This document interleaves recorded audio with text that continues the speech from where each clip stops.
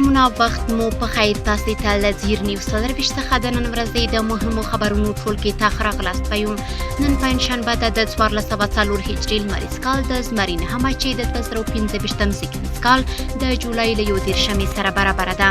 زه شبنم وزیریم او تاسو ته له زیر نیوز سرویس څخه سپورتي خبرونه وړاندې کوم. امو لوبډلې د شپګیزې لیګ اتلان شول. امو لوبډلې ټاکل شوی هدف پوره کړ او د مس عینک لوبډلې د اتو وکټو په توپیر ماته کړه او د 2015 کال د شپګیزې کرکټ لیګ له سم پړاو اتلولي وګټله. د افغانستان د سنوکر فدراسیون د دې ورزشي رشتې سیالۍ د کابل ښار په سنوکر کلب کې د اتیا لوبغاړو ترمنځ ترسره کړې.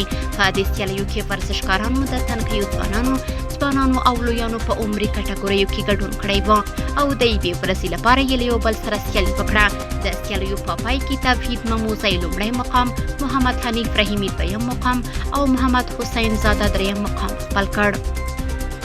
د خوست ولایت په ځاځي میدان ولسوالۍ کې د شپږو لوبډلو ترمنځ د تیاکي کرکټ لیګ سیالۍ چې یوه میاشت مخکې پیل شوې وې د فولاد لوبډلې په اتلولۍ پای ته ورسېدې.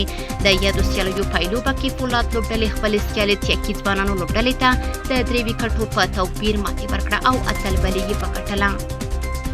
دغه ورځ د پکتیا ولایت په مرکز ګردیز ښار کې د 10 ورزشکارانو ترمنځ د جمناستیک نندارې وشوې چې یوه ورځ یې دوام وکړ.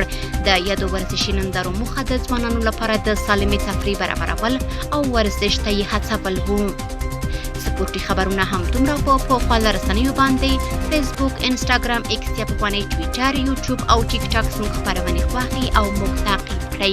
ادرس یې زیر نیوز سرویس تر 7 خبرونه د الله پامان.